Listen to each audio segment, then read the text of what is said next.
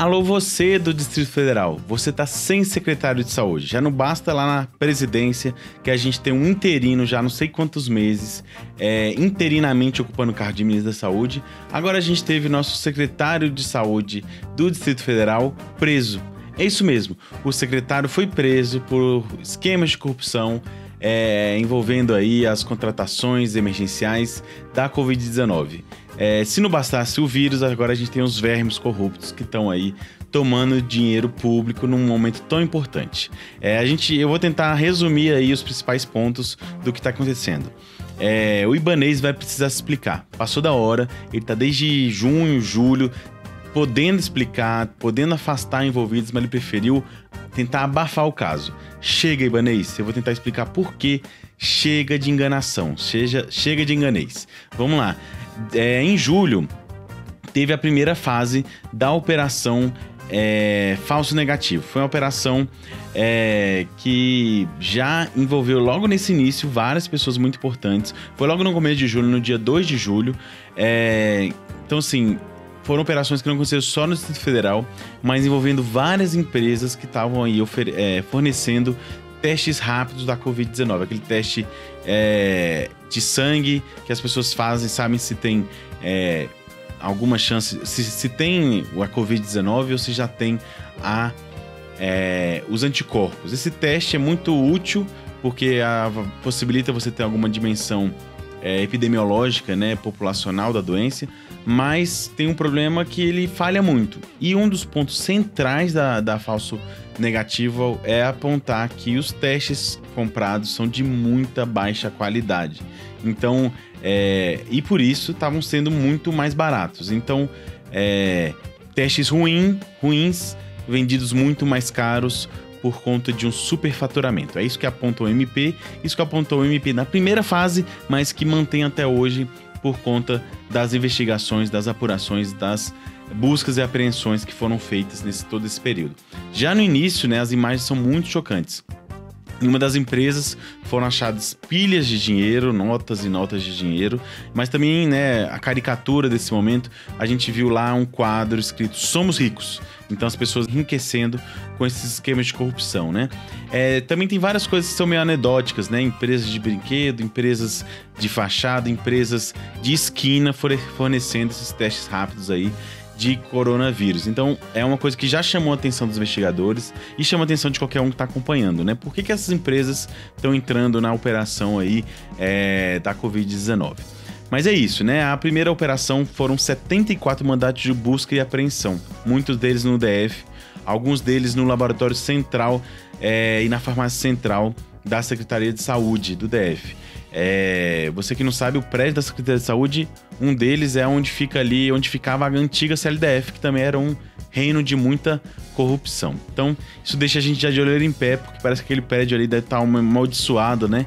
Pelo jeito arruda de fazer política, né? Essa gestão temerária, né? Que para mim é o jeito Temer de fazer política, de fazer os seus esquemas para desviar dinheiro público, né? Essas compras foram feitas com dispensa de licitação. Então, por que eles pedem dispensa de licitação? Tem um argumento muito bom. O tempo exíguo, né, a necessidade de compras emergenciais é uma ótima justificativa, né? E muitas vezes você tem mesmo que fazer na gestão o pedido de dispensa de licitação, mas sempre que possível, o ideal é que faça sim a licitação, porque a licitação tem várias etapas que garantem que, né, a chance de corrupção seja diminuída, né? Então, etapas de controle, etapas de certificação dos fornecedores, etapas de comparação de preços. Então, essas etapas são muito importantes para evitar a corrupção. Um bom exemplo disso é a corrupção que a gente conhece muito bem na Lava Jato, né? Lá, aquele esquema de corrupção todo só foi possível ou cresceu muito por conta de uma mudança que o FHC fez lá no modo de compra da Petrobras, que dispensava a licitação. Então se facilitou muito aquela cartelização dos fornecedores. No caso aqui do DF, o que está defendendo, principalmente agora, depois da segunda fase, é que os compradores, ou que os gestores facilitavam e faziam todo o esquema para que as empresas já escolhidas previamente fossem sagradas vencedoras do processo de compra, né? Um dos indícios é que os gestores recebiam as informações, não era pelo e-mail institucional, era pelo WhatsApp, né? Então isso pode ser até de um lado, é rápido, mas de outra forma, você tem ali o controle do gestor de como que essas propostas vão ser aceitas, né?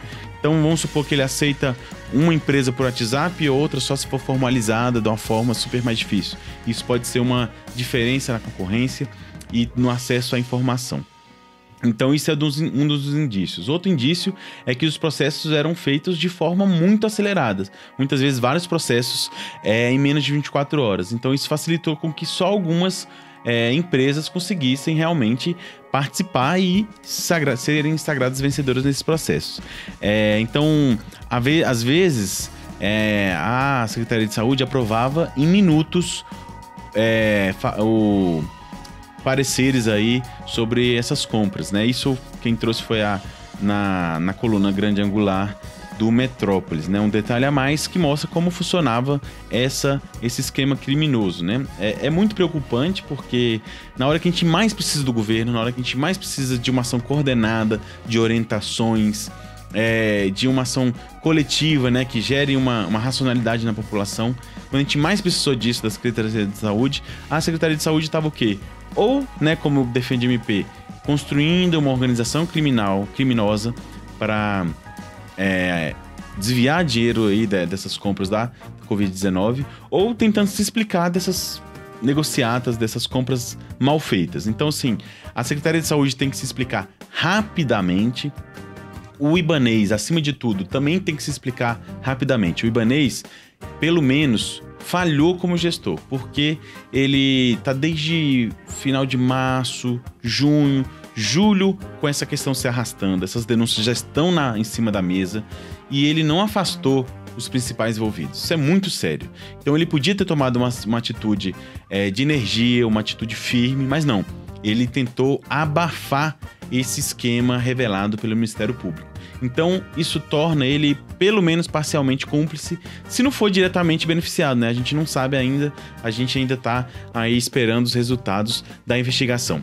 O Ministério Público pediu prisões preventivas. Olha, eu acho que a gente tem que ter cuidado com isso. A prisão preventiva tem seu regramento bem especificado e o Ministério Público tem que defender muito bem por que essa prisão preventiva foi pedida. Ou seja, o investigado tinha um risco de atrapalhar as investigações, de se evadir com dinheiro, ele poderia continuar incorrendo em crime. Isso são motivos muito firmes e descritos em lei para a prisão preventiva. Então, o Ministério Público conseguiu, né, que um desembargador desse essa prisão preventiva, mas a gente precisa conhecer melhor os fundamentos disso, porque é um instituto, né, do direito penal aí que é muito sério e não pode ser usado aleatoriamente como foram usadas as condições coercitivas no caso da Lava Jato aí no passado bem recente, né? Então a gente teve vários presos, né? Só para listar aqui, saberem mais no detalhe. Tem o Francisco Araújo, que é o secretário de saúde do DF, um cara muito sério, muito vestido, sempre com um terno muito alinhado, mas com história bem mal explicada, bem bagunçada aí para se explicar nos próximos momentos. Tem o Ricardo Mendes, que é ex-secretário adjunto de assistência à saúde no DF. O Eduardo Carmo, que é subsecretário de vigilância à saúde no DF. O Eduardo Rego, secretário adjunto de gestão em saúde do DF.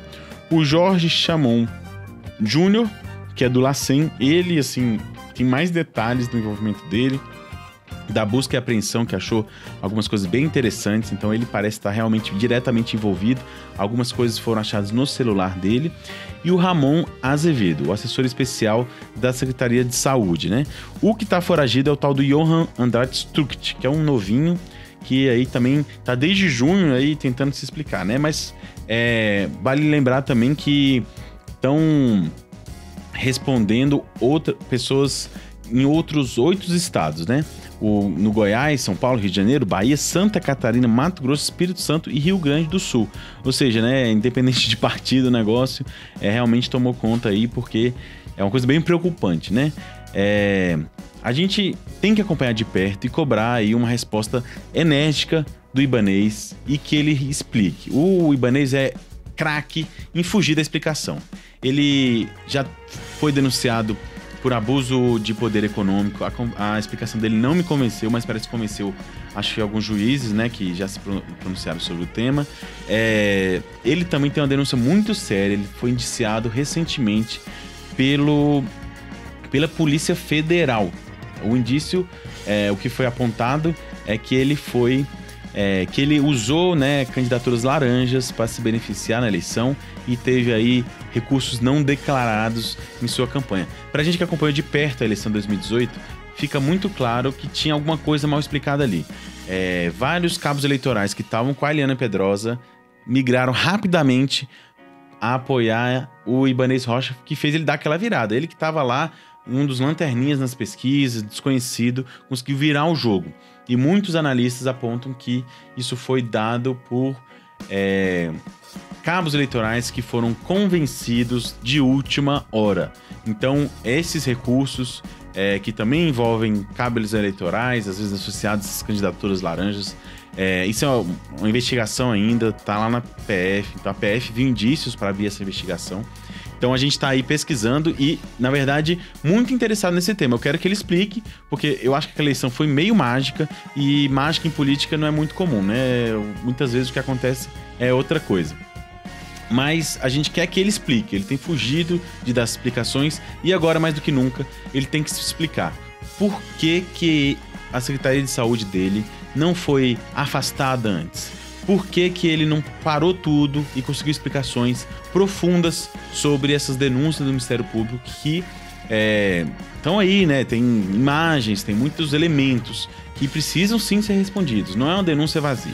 Então o Ibanez Rocha precisa sim trazer essas respostas pra gente. Infelizmente, ele parece muito concentrado aí em querer abrir, fechar.